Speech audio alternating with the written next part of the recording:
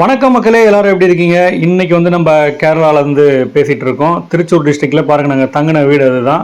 இந்த இடம் பேர் வந்து எடகுளத்தூர்னு சொல்லுவாங்க, சவுத் பிருந்தாவன். லாஸ்ட் வீடியோவில் சொல்லியிருப்பேன், நம்ம திருச்சூர்லேருந்து இறங்கி ட்ரெயினில் அங்கேருந்து எடகுளத்தூர் அப்படின்ற ஊருக்கு பஸ்ஸில் வந்தோம். இந்த இடம் வந்து கைப்பெரம்பூர்னு சொல்லுவாங்க. இங்கேருந்து ஆட்டோவில் தான் ட்ராவல் பண்ணி நம்ம அந்த ஊருக்குள்ளே போனோங்க. அதை தான் இப்போ பார்த்துட்ருக்கோம். கைப்பெரம்பு அப்படின்ற ஜங்ஷனில் இருந்து நம்ம அந்த சவுத் பிருந்தாவன் இருக்கக்கூடிய அந்த எடகுளத்தூருக்கு ஆட்டோவில் ட்ராவல் பண்ணிகிட்ருக்கோம். கரெக்டாக 2.5 கிலோமீட்டர் இந்த இடத்துலேருந்து நம்ம ஆட்டோவில் தான் போயிட்டுருக்கோங்க. 40 ருபீஸ் வந்து சார்ஜ் பண்ணுறாங்க ஆட்டோவில். ஏன்னா இந்த இடத்துக்கு உள்ளே போகிறதுக்கு பஸ் வசதி வந்து ரொம்ப ரேராக தான் இருக்குது அப்படின்றாங்க. Take the next right, then you will arrive at your destination.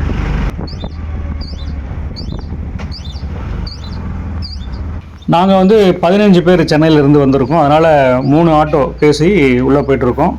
இங்கேருந்து அர்ஜென்ட்டுக்கு வந்துட்டு போனோம்னா ஆட்டோ மட்டும்தான். அப்புறம் ரெண்ட்டுக்கு பைக்லாம் கூட இருக்குதுன்னு சொல்கிறாங்க. அது நம்ம கிடைக்குமா அப்படின்றத உள்ளே போய்ட்டு பார்க்கலாம்.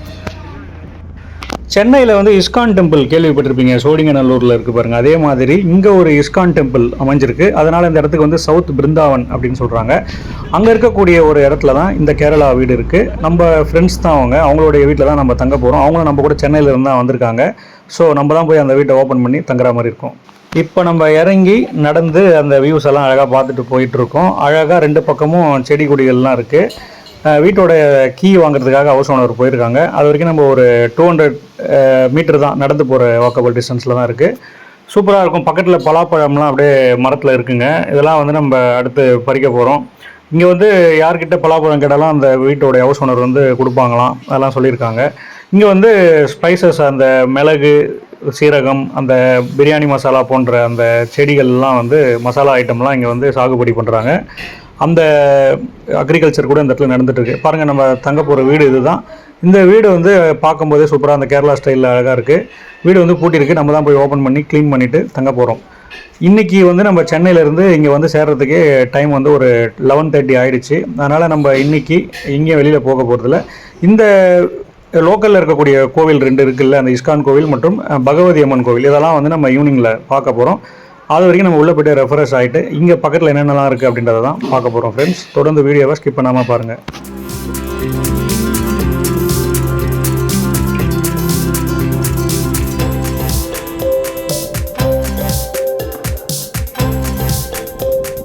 வீடை வந்து க்ளீன் பண்ணிகிட்டு இருக்காங்க கீழே. இப்போ நம்ம வந்து மாடிக்கு வந்து அப்படியே சுற்றி பார்த்துட்ருக்கோம். பக்கத்தில் ஒரு 2 மாமரம் பார்த்தேன். அதில் பழம்லாம் பழுத்து கீழே விழுந்திருக்கு.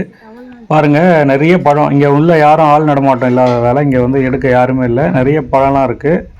இப்போ வந்து நாங்கள் மதியத்துக்கு அப்புறம் கொஞ்சம் ஒரு சின்ன தூக்கத்தை போட்டுட்டு எல்லோரும் எழுந்து டீ சாப்பிட்டுட்ருக்கோம். இங்கே வீட்டுக்கு ஒரு எலக்ட்ரிஷியன் ஒருத்தர் வந்தார். அவர்கிட்ட பலாப்பழம் கேட்டவுடனே எடுத்துன்னு வந்து கொடுத்துட்டாரு. பாருங்கள், நல்லா பழுத்த 2-3 பலாப்பழத்தை வந்து எடுத்துன்னு வந்து வச்சுருக்காரு. எங்கள் கூட சேர்ந்து அவரும் டீ சாப்பிட்றாரு. இப்போ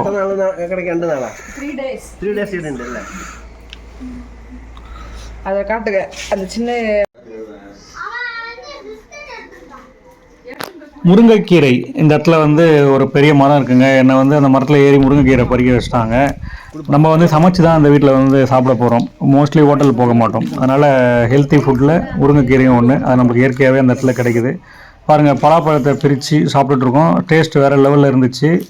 நம்ம வந்து தமிழ்நாட்டில் பண்ருட்டி பலா, ஏலகிரி, ஊட்டி பலாலாம் சாப்பிட்ருப்போம். இந்த இடத்துல வந்து கேரளாவில் பலாப்பழம் சர்வசாதாரணமாக விளையக்கூடிய ஒன்று. முருங்கைக்கீரை வந்து பறித்து நிறைய வச்சாச்சுங்க. நம்ம சமைக்கும் போது அதையும் ஆட் பண்ணிக்கலாம். நம்ம வந்து ஹோட்டலில் எங்கன்னா ஒரு சில இடத்துல மட்டும் தான் சாப்பிடுவோம்.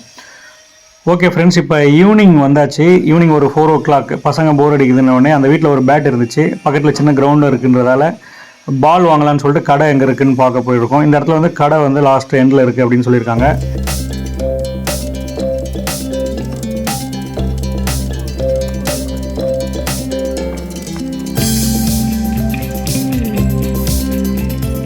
இந்த வடகுளத்தூரில் வந்து ஒரு சர்ச் இருக்குது பாருங்கள். லெஃப்ட் சைடில் பெரிய ஒரு சர்ச் கட்டியிருக்காங்க. இங்கே வந்து 4-5 கடைகள் இருக்குது. கடைக்கு வரணும்னா இந்த இடத்துக்கு தான் வந்தாகணும். ஒரு ஜங்ஷன் மாதிரி இருக்குது, ஒரு பஸ் ஸ்டாப் இருக்குது, ஒரு சலூன் ஷாப்பு, ஒரு மளிகை கடை, இது மாதிரி 4-5 கடைகள் தான் இந்த இடத்துலையே மொத்தமாகவே இருக்குது. தென்னை மர தோப்பு, நான் சொன்ன மாதிரி அந்த ஸ்பைசஸ் ஐட்டம்லாம் விளையக்கூடிய அந்த தோப்புலாம் வந்து இந்த இடத்துல நிறைய இருக்குது. கேரளா அப்படின்னாலே உங்களுக்கு சொல்லவே தேவையில்ல, நேந்திரம் பழம் வந்து அங்கே அதிக அளவில் கிடைக்கும். பாருங்கள், நேந்திரம் பழம் ஒரு ஷோக்கு அழகாக சூப்பராக வச்சுருக்காங்க வெளியில்.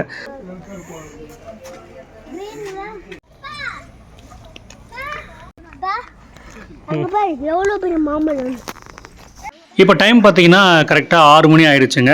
இன்றைக்கி வந்து சித்ரா பௌர்ணமி அப்படின்றதால ஒரு சிறப்பு வழிபாடுலாம் இந்த கோவிலில் வந்து நடத்துகிறாங்க.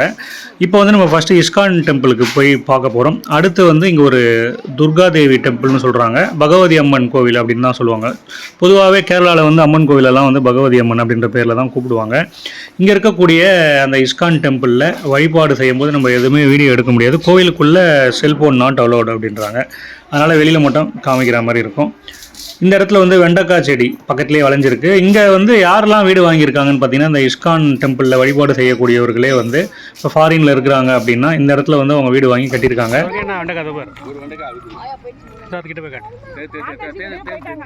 ஓகே, வெண்டைக்காய் நாளைக்கு காலையில் சாப்பிடு. இதெல்லாம் இவங்க எங்கே வச்சுருப்பாங்க.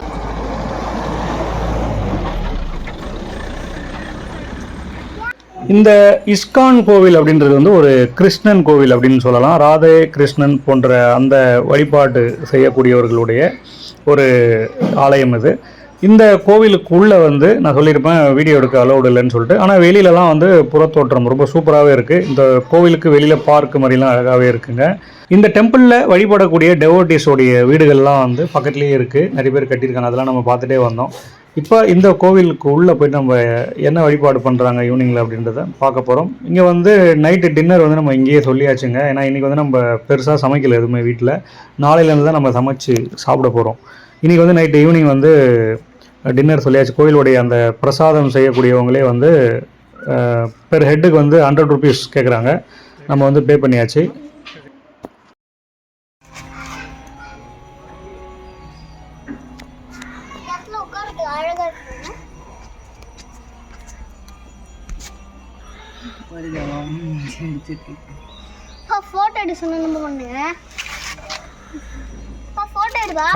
கோவில் வழிபாடு பண்ணிட்டு நம்ம வெளியில் வரும்போது கரெக்டாக வந்து 7 o'clock ஆகிடுச்சு. இந்த இஸ்கான் கோயிலிருந்து நம்ம டின்னர் வந்து சொல்லியாச்சு.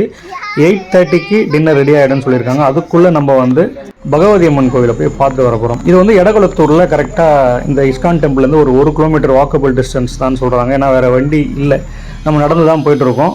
இடையில் அந்த ஷேர் ஆட்டோ மாதிரி அந்த ஆட்டோ வந்துச்சுன்னா மட்டும் நம்ம யாருனா ஏறி போய்க்கலாம். அதுக்குள்ளே நம்ம நடந்தே போய்டுவோம். ஒன்றும் பெருசாக தெரிலங்க, நடந்தே அழகாக அந்த இடத்துக்கு வந்துட்டோம். எங்கடா இருட்டில் கூட்டிகிட்டு போயிட்டே இருக்காங்க அப்படின்னு பார்த்தா கடைசியில் சூப்பராக ஒரு டெம்பிள் அங்கே தான் வந்திருக்கோம். லைட்டிங்லாம் போட்டு சூப்பராக வச்சுருக்காங்க. இன்றைக்கி வந்து இங்கே விழா ஏதோ நடந்துகிட்ருக்கு. இந்த விழா நடந்து முடிஞ்ச உடனே நைட்டு யானைகள்லாம் இங்கே வரும் அப்படின்னு சொல்கிறாங்க. கேரளா கோவில்கள் எல்லாத்துலேயுமே வந்து யானைகள் வந்து ரொம்ப ஸ்பெஷலாக இருக்கும். ஏன்னா கேரளா மாநிலத்தில் வந்து யானைகள் அதிகம் அப்படின்னு நிறைய பேருக்கு தெரிஞ்சிருக்கும்.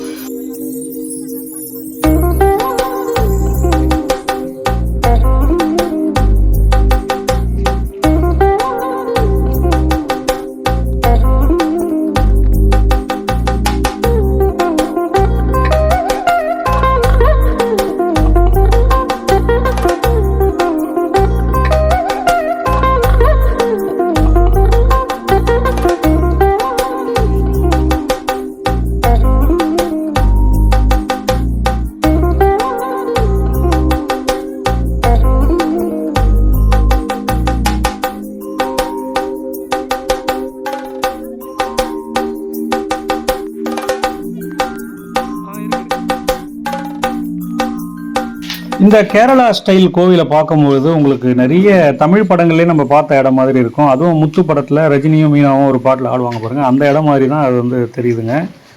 ஓகே ஃப்ரெண்ட்ஸ், இப்போ ஓவரால் நம்ம இந்த ஃபஸ்ட்டு டே வந்து கேரளாவுடைய லோக்கல் இடத்துலையே வந்து நம்ம செலிப்ரேட் பண்ணியாச்சு.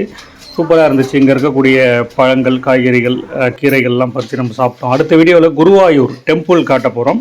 குருவாயூரில் இருக்கக்கூடிய ஆனக்கோட்டா யானைகள் அந்த காப்பகம் அதையும் பார்க்க போகிறோம். பக்கத்தில் இருக்கக்கூடிய கேரளா பீச், சாவக்காடு அக்வாரியம், இந்தியாவிலேயே வந்து லார்ஜஸ்ட் அக்வாரியம் அப்படின்னு சொல்கிறாங்க, அதெல்லாம் பார்க்க போகிறோம். வெயிட் பண்ணுங்கள்.